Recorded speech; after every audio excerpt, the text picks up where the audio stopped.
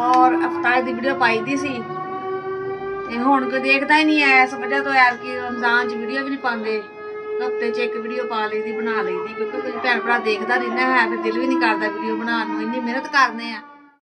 अस्सलाम वालेकुम प्यारे बहन भाई, क्या हाल चाल तुहाडा? अल्लाह ताला खुश रखे, बात रखे, हर परेशानी तो महफूज रखे। और जी मैं बना लगी है शाम का खाना अफ्तारी, और मैं कहा चलो सालन बनाने और अपना ब्लॉग शुरू करते हैं। और अज बना लगे सी आलू छोलिया सालन।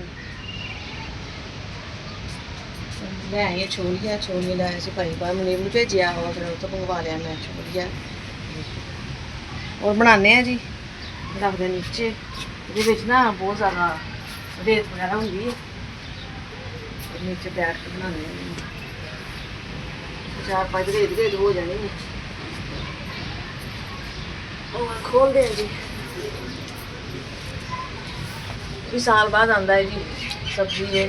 छोलिया ताज़े चने, जिवें असीं काले चने पकाने सफेद चने बनाने हैं, और फिर सुक्के चने होंगे भें के बनाने हैं, और ये होंगे ताज़े चने ताज़ा छोलिया। इन्हूं थोड़ा जिहा छट लवांगे, बहुत रेत होती है। और एक मैंने छाप भी है, कुछ चीज़ फड़ाओ। अफ्तार की तैयारी करते हैं जी, आहिस्ते आहिस्ते कढ़ते कढ़न से भी बहुत टाइम लगता है। छोलिए चने कढ़न ना बहुत ज़्यादा टाइम लगता है, एक एक दाना तोड़ना कढ़ना टाइम लगता है। एक मैंने पहले छापी फड़ाओ जी। हाँ जी, और जी मैं मटर कह लगी सी छोलिया कढ़ लिया, देखो दाने माशाल्लाह। और ए पक्के ने, ये दाने ना मोटे मोटे ने, वो गले नहीं सी। और इन्हू तो बनावांगे तवे ते भुन के ना, एवें बच्चे खा लेंगे, मज़ेदार लगता है खाने। और हुण मैं लगी जी उम्बर नूं नहलाण, मैं क्या नहला देवां, तो गर्मी हो गई ज़्यादा हुण, और फिर गर्मी महसूस करते बच्चे, गर्मी भी बहुत महसूस करते और सर्दी भी। मैं क्या नहा के ना फिर कपड़े तब्दील करना, फिर करते खाने की तैयारी।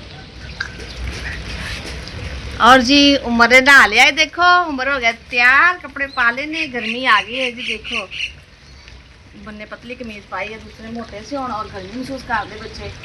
और नहाया है मैं जरा सुकून हो जाएगा। तेल लाने की निक्की खिल्ली दे, माशाल्लाह वाल भी आ गए छोटे छोटे छोटे छोटे।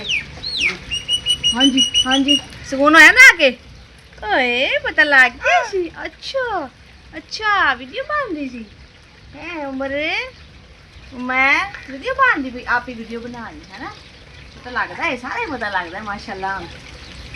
हाँ जी हाँ जी, एवं बनाई थी वीडियो, मेरा उमर वीडियो बनाया करूँगा ना माशाल्लाह जी माशाल्लाह। और उमर होगा तैयार होने सोचेगा, और फिर मैं वीडियो भी काम कर लवांगी। और मच्छर इन्ना ज़्यादा है, देखो मच्छर लड़ गए, और इन्ना मोटे मोटे ना तफ्फड़ बन गया, देखो मच्छर बहुत ज़्यादा मच्छर है। और बच्चों का कहते खून मिठा होता है, और मच्छर बहुत छेती कटता है। और हल्का पक्खा भी लाई दा रात को।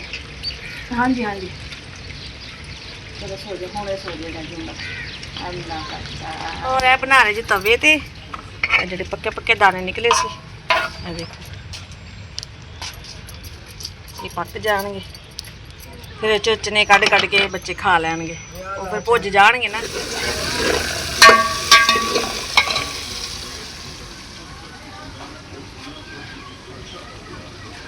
और जी मैं ऊपर रखे प्याज बनाने वास्ते, और यह छोले भी धो के ले आई सी, आलू टमाटर। और इधर मैं मसाला बना, मसाला मैं कुट लवा, और देर तक प्याज भी ब्राउन हो जाएंगे, तो जल्दी जल्दी पा देंगे मसाला। और माशाल्लाह जी प्याज हो गए ब्राउन, बिस्मिल्लाहिर्रहमानिर्रहीम। खाने दे मसाला,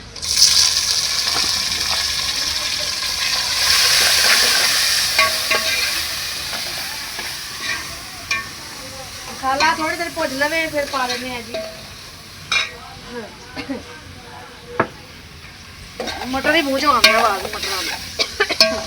और माशाल्लाह देखो जी मसाला बिल्कुल भुज गया है।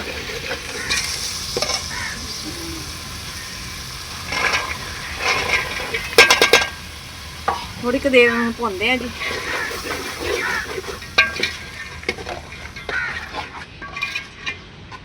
थोड़ी सी देर भुन के फिर पा देंगे जी आलू, आलू पा के थोड़ा पानी पा देंगे, और दम ला देंगे, पकते रहेंगे। माशाल्लाह देखो जी हम पान लगे जी आलू।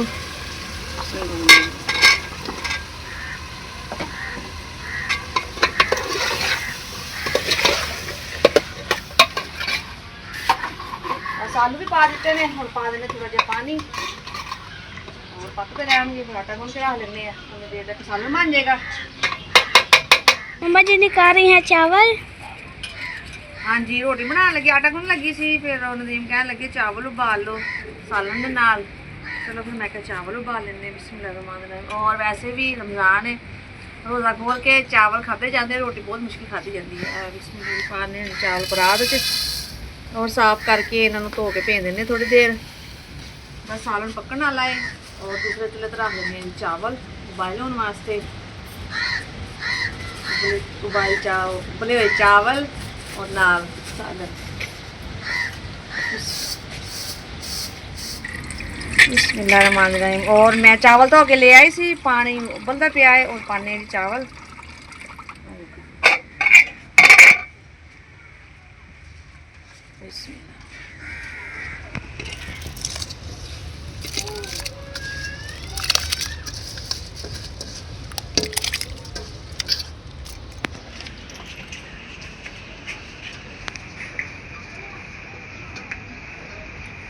सालन मेरा माशाल्लाह हो गया तैयार। बस हो जाएगा चावल माशाल्लाह जी। ਅਸੀਂ बैठ गए चारपाई पे और इफ्तार का टाइम आ गया है जी, हो गया। हाँ जी इफ्तार का टाइम हो गया जी, हो गया जी, वो भी कह रहे हो गया है। बैठा जी मेरा उमर इफ्तारी करने लगे। माशाल्लाह खजूरा है जी, ए सालन है, ए दही है और ए उबले चावल। और जी दुआ कर लेने जी। फिर मोल कहेगा रोज़ा इफ्तार कर लो, उसका रोज़ा इफ्तार कर लो।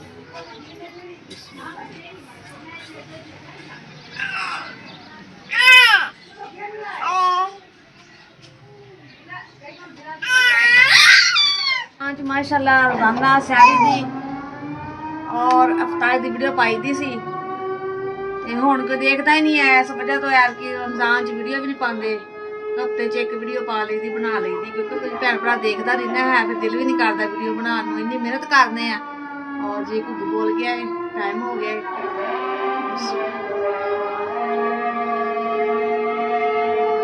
अज मौलवी ने क्या है रोज़ा इफ्तार कर लो।